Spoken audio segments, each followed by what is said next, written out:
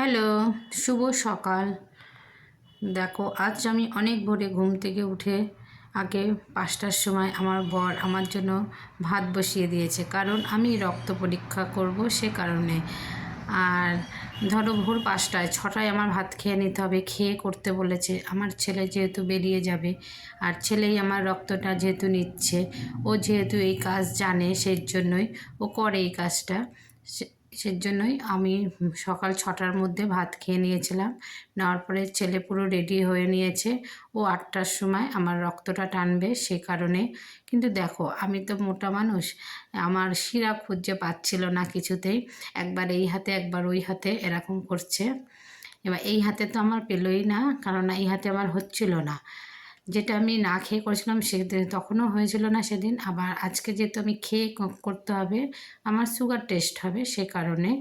এবার এই হাতে ওর জন্য আবার আমার ডান হাতে তখন আবার ও মানে বললো এই হাতটাই নেব, সেজন্য আবার এই হাতে আবার বাঁধলো। বাবা এটা যা টাইট করে বাঁধে না, খুব লাগে, ভীষণ লাগে, এটা এত টাইট, মানে টাইট করে বাঁধে।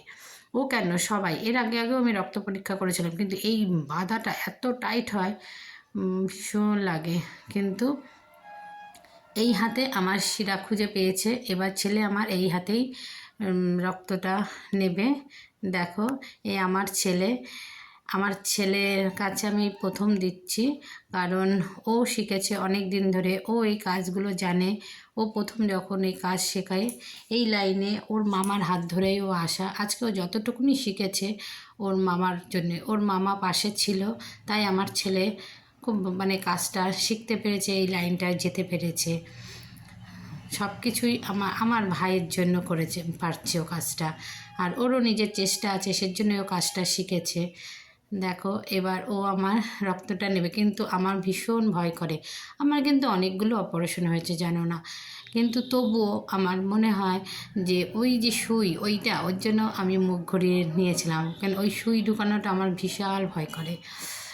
কিন্তু ছেলে মানে নিল, আমার সেরকম লাগেনি, একদমই ধরতে গেলে লাগেনি, কেননা ও বাঁধাটা না খুব জোরে বেঁধেছিল, আর আমার হাতটা বলেছিল মা মুঠ করে রাখবা, আর করবা না, ভয় পাবা না, আমি তো আছি। হ্যাঁ, এইটাই ও আমাকে ভরসা দিয়েছে যে আমি তো আছি মা।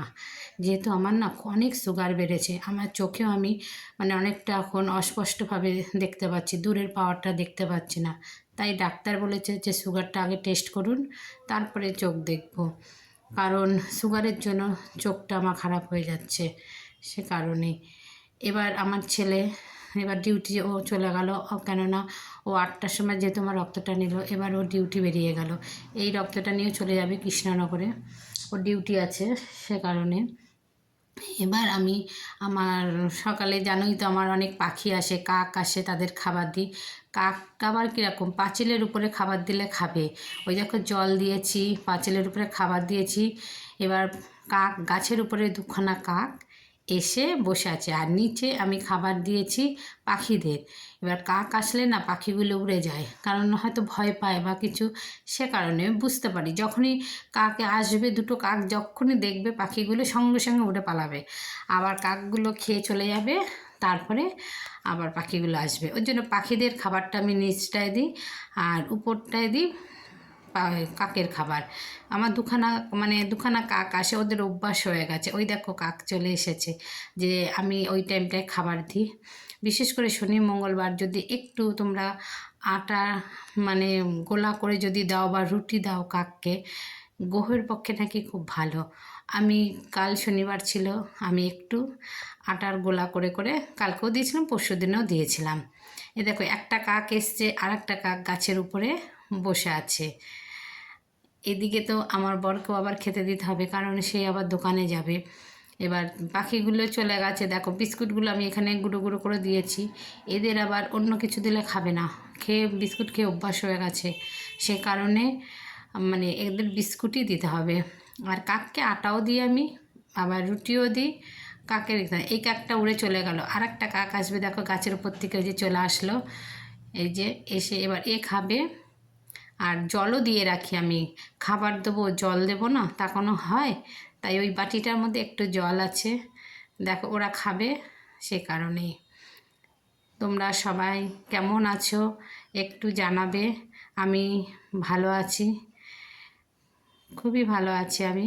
এই দেখো আমি এই সব নিয়েই সারাদিন থাকি। এই পাখিরা অনেকবার আসবে, অনেকবার মানে আবার আসবে 11টা নাগাদ একবার আসবে, আবার দুপুরে আসবে, মানে